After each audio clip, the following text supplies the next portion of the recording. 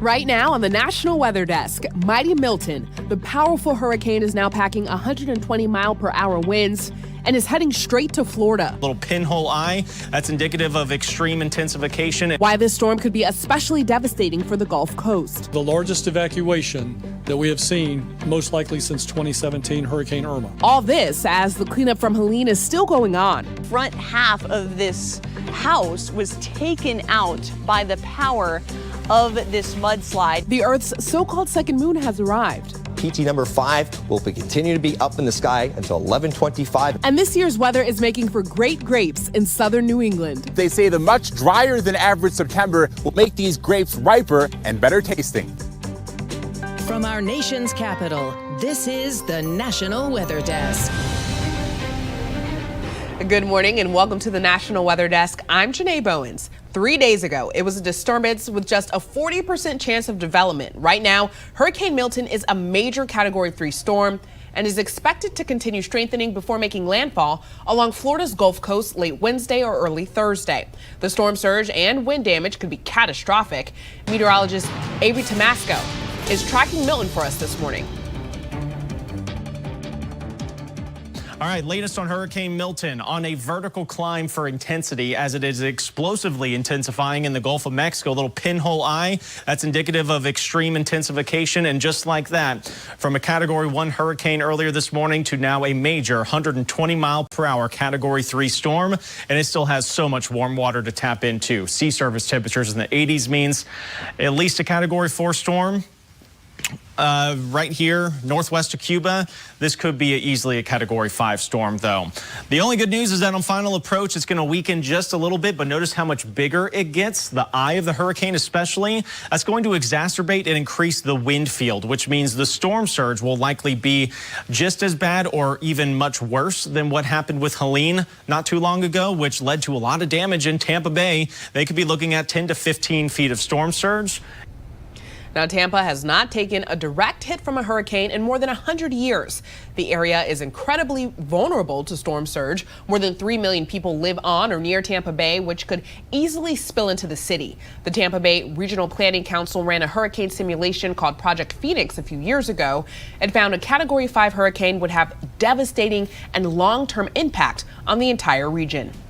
Residents in Florida are starting what could be its largest evacuation effort since 2017. The ground is already saturated from Helene and rain that's falling today. Amy Kiley has a closer look at how Florida is getting ready and the threat of a storm surge. I have the state emergency response team preparing for the largest evacuation that we have seen, most likely since 2017 Hurricane Irma. Floridians are bracing for the second major hurricane in less than 2 weeks. Officials are issuing both mandatory and voluntary evacuation orders for at-risk areas. I urge Floridians to finalize your storm preparations now, enact your plan. I highly encourage you to evacuate. The National Hurricane Center warns flooding could threaten millions of residents. Some are preparing with sandbags. We got kind of damaged Hurricane Ian, so just make sure that we get a little bit more precautious, making sure all the sandbags are at our doorstep garage. I think we're just going to put sandbags in our back porch. We're going to get like groceries later and stuff in case it's really bad. Milton's timing could be dangerous. In some areas, the ground is already saturated from Hurricane Helene, and cleanup from that storm continues. One of the things that we did was make sure that all disaster debris management sites that were impacted by Hurricane Helene, that they remain open 24/7 for drop-off. Milton is one of 3 hurricanes in the Atlantic basin right now, joining Leslie and Kirk. It's the first time in recorded history that there have been 3 active hurricanes here in the month of October. Neither Leslie nor Kirk is a threat to the U.S., but Kirk is heading towards Europe. It's expected to be a tropical storm when it skirts Spain's northern coast and hit France's west coast on Wednesday. Now, there's still plenty of work to do in states impacted by Hurricane Helene. At least 227 deaths are now blamed on the storm. It's unclear this morning exactly how many people are still missing. About 250,000 homes and businesses are still without power. We have 2 reports on the damage and recovery efforts, starting in Butler, Tennessee. Broken bridges, washed out roads, and damaged houses. This is what the Butler community in Carter County is facing after the severe floods. I've seen floods, but nothing like this. In Butler, there is currently no cell phone service or power, so residents rely on generators. It's probably going to take better than a month just to get power back on some of the residents here, and like the bridges, we're probably looking at years. Our fire station, it's a total loss. It took it completely off the foundation, and we had 1 tanker left in it. We also lost it. What you're seeing behind me is what's left of a bridge that used to go into the Pogie community in Carter County. And the videos that you've been seeing of the destruction don't do it justice, but community members say that they're hopeful for the future. We've got a lot to do and got a long ways to go, but we're going to get there. We are seeing the devastating effects of a mudslide. I want to point you to this house here. First of all, the garage completely taken out, at least one wall over there, and then the garage door, what would have been, just not there anymore. And then you don't see any cars there, and that's because, well, the pickup truck that this family owned really got pushed by the power of this mudslide into their living room. And you can just see how much debris is even on that truck right now. You look a little further down and the family's fall decorations by their door completely encased by the mud and destroyed there. The whole wall and front half of this house was taken out by the power of this mudslide. Now, one of the reasons that Helene was so devastating for some communities was due to rainfall that happened ahead of the storm, just like Florida is experiencing today. Meteorologist Kit Alexander explains. Predecessor rainfall events. This is a term that meteorologists use to indicate a storm system that has massive impacts when it comes to rainfall and flooding. A stalled out front near the southern Appalachians and an area of low pressure led to torrential amounts of rain and additional rain when Helene arrived. This was also true of a storm system that hit the southern Appalachians back in November of 1977.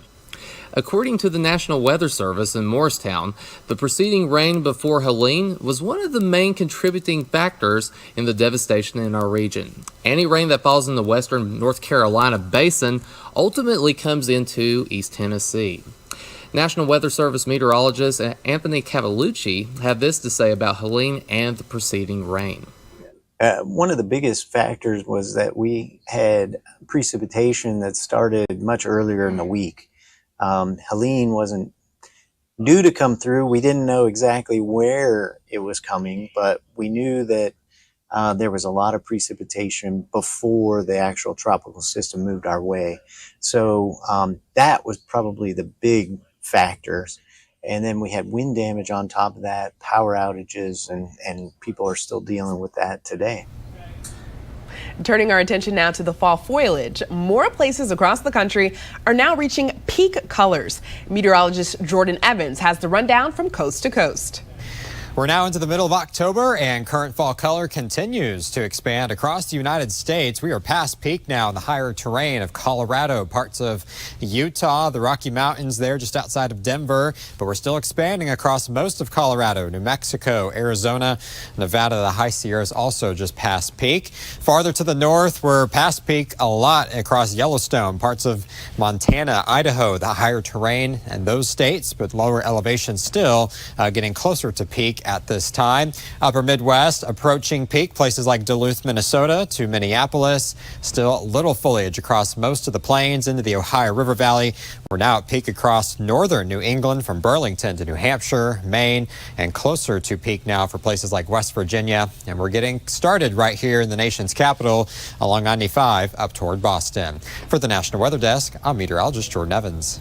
There was another geomagnetic storm over this weekend, and it resulted in some pretty great shots of the northern lights. These are from viewers in Wisconsin, but forecasters said the lights could have been seen as far south as Virginia. Some other celestial events to look forward to this month are the Draconid meteor shower, the Hunter's Moon, and the Orionid meteor shower. And coming up on the National Weather Desk, we'll look at how drought could impact fall foliage in Ohio. And we'll head to Rhode Island to find out why the weather is making for great grapes this year.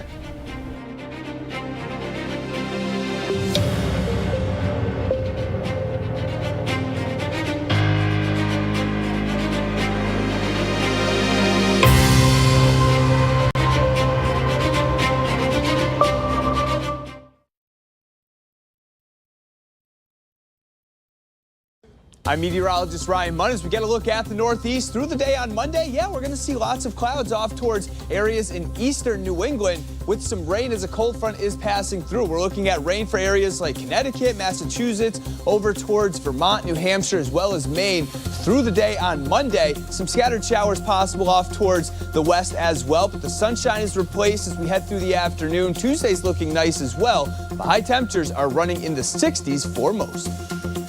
I'm Chief Meteorologist Gerard Jabali. Here's a look at the Mid-Atlantic region. A front passed through the area as we moved across this morning, so we are going to see nothing but drier conditions and nicer conditions to come. It is going to be beautiful in the next several days with little to no chance of rainfall, but that's going to mean spectacular weather, low humidity. Highs will only be in the 70s for your Monday afternoon. We'll get some chilly overnights and even only right around the upper 60s, low 70s for your Tuesday afternoon.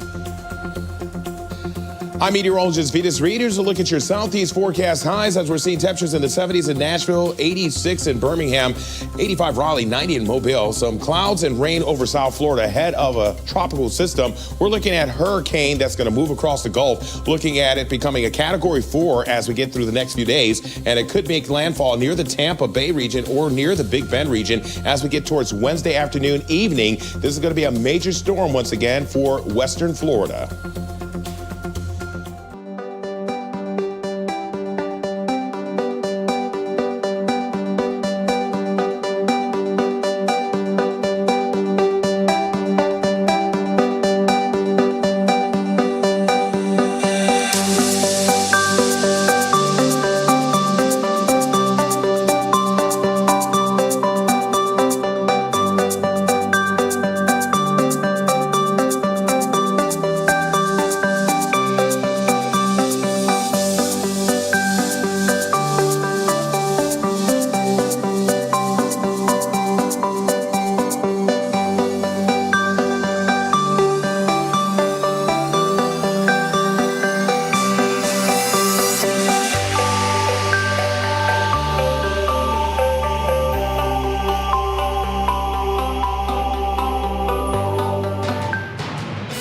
Milton is now a major Category 4 storm with top winds of 150 miles per hour. Today's rapid intensification has been remarkable. A doctor in St. Petersburg, Florida, isn't just a medical expert. She's become an expert on home renovations. Her house has flooded multiple times from hurricanes, and now she's sharing those tips online. Chad Mills has the story. All right, flood friends, let's talk about your wet drywall. From medical doctor to house doctor? You are going to want to cut it out, and you want to cut at least up 18 inches above your flood line. Meet Megan Martin, a local doctor yet again going viral on TikTok. I guarantee you your kids will get sick at the least convenient times. Her health tips have gone viral in the past, and so did her quintessentially Florida commute to work after Debbie. But this time, your house just flooded, mine too. You're feeling overwhelmed and you don't know where to start or what to do. She's going viral for sharing tips on a topic she's unfortunately familiar with: what to do after your home floods. Before you touch or move anything in the house, take pictures and videos, lots of them. Her Shore Acres home in St. Pete flooded after Ada, Idalia, and now Helene. We got around 4 feet. This was by far the worst. We haven't seen anything like this in the past. Her recent TikToks explore topics like drywall removal, mold prevention, how to document your damage, and protect yourself and others. You can protect unsuspecting Facebook Marketplace buyers by destroying your stuff because the pickers are going to take it and put it online to sell to other people. No-brainers to some, but not all, after Helene flooded homes that have never flooded before. The videos are getting lots of views. People, the comments are very positive and helpful, and it looks like a lot of people are sending it off to other people that have experienced the flooding. Whether in the ER or on TikTok, Dr. Martin just wants to help. Turning to southern New England, where the weather has been great for wine grapes, meteorologist Nick Rousseau reports. At Sakonnet Vineyard in Little Compton, harvest time begins in September and can run into November. According to head winemaker James Davids, the weather so far this year could not be much better for growing grapes. It's been a wonderful season. We had a really mellow, not too much, no big storms or hail or anything like that. Here at Sakonnet Vineyards, they say the much drier than average September will make these grapes riper and better tasting. In this climate, it can be so wet and humid that, when the soil is full of water and you have a lot of cloudy days, you don't get as much ripeness in the grapes. And so a nice long dry climate is something a little bit more similar to parts of France or California or other regions that we're typically drinking wine from. But there's more happening here than one good growing season. Over the nearly 50-year history of Sakonnet, the growers have seen a trend that favors winemaking. Are you noticing a change with climate change with your grapes? Yeah, definitely. Certainly I think the biggest one is the mild winters. You have a lot less decline over winter from frost and other problems like hurting the grapevines. A longer growing season in the fall also allows Sakonnet Vineyard more flexibility to plan when they will harvest without having to race against old man winter. The grapes just get to hang on the vine and, just ripen a little bit longer. Once we get like snow or, frozen conditions, the grapes can actually freeze and rupture and split. And so we have to get the grapes off the vine before that happens.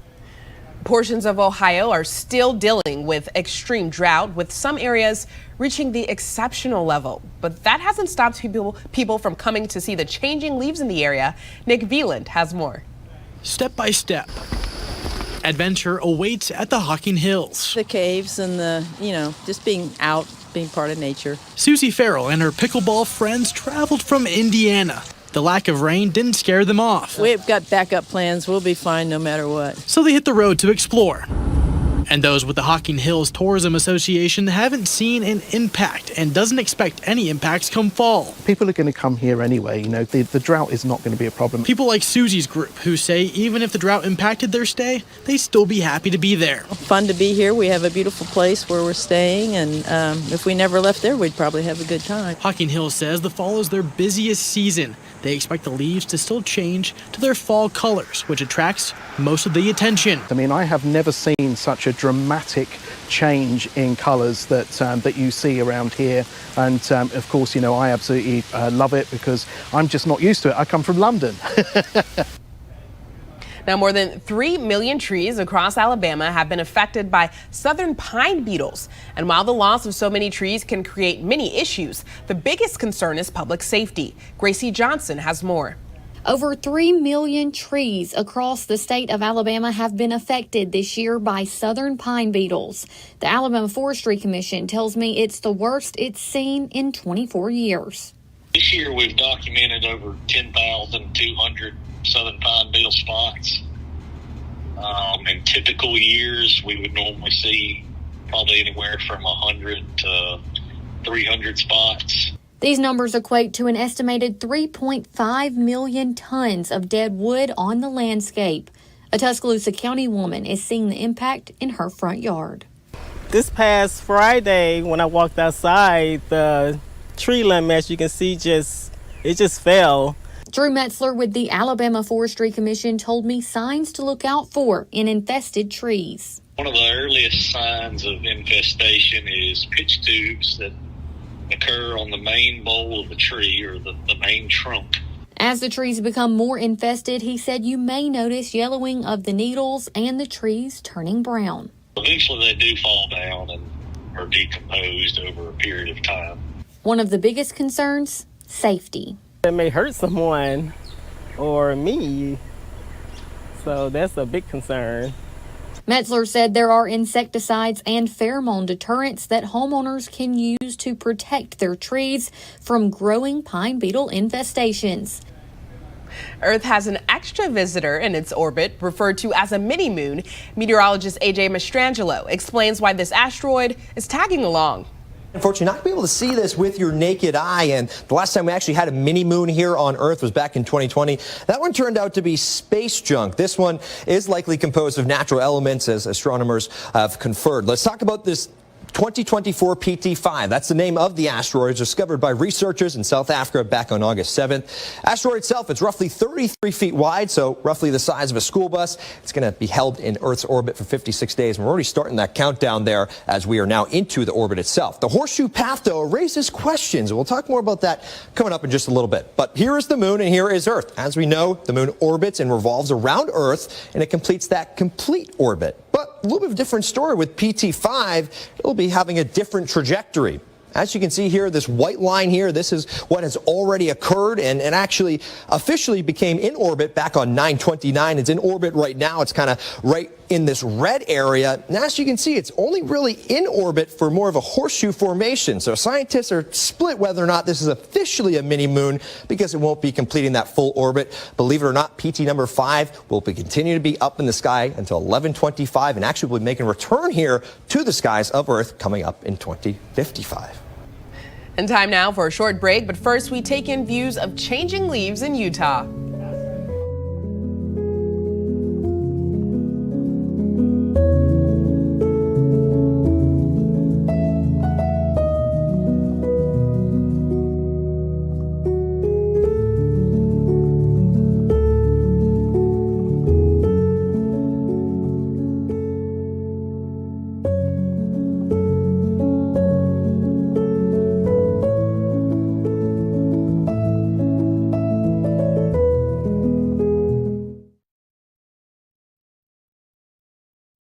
Good Monday morning, everyone. I'm meteorologist Andrew Buck-Michael. Staying dry for most of the Midwest over the next several days here.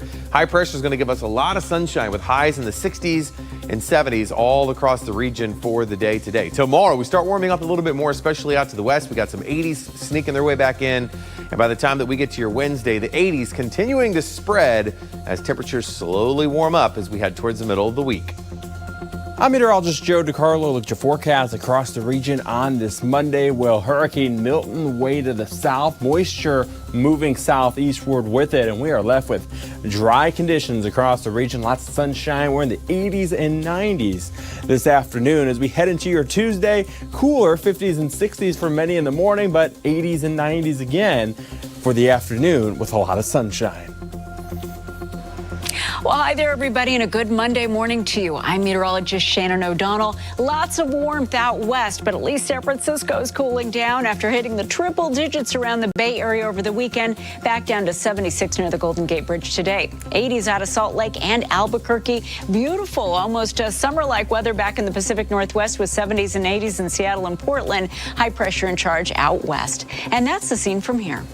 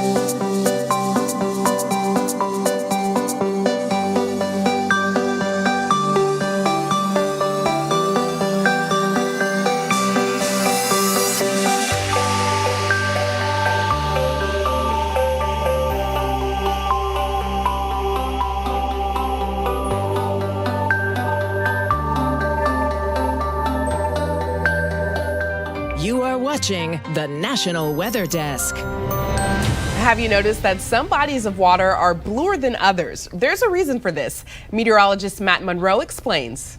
I want to talk for a second here about beautiful Lake Tahoe, right on the borderline of California and Nevada. It's about 22 miles long. It's about 12 miles wide. It is the second deepest lake in the country. It's 1,645 feet deep. But look at how incredibly blue that water is. That's incredible stuff right there. By the way, it's taken from way up high at Heavenly Mountain Ski Resort, about 3,000 feet above the actual surface of the lake. So that water is 99.99% pure. When you have pure water like that, it tends to actually refract the shorter wavelengths of light, the blue and the violet, back to your eye. Also, because it's so pure, there's almost no algae in this lake, especially in the summertime when the nutrients are at its lowest. That makes it even bluer. So summertime is the bluest time of the year out across Lake Tahoe. There it is. One more time. Lovely Lake Tahoe right there in the borderline of California and Nevada. If you've never been, you got to check it out.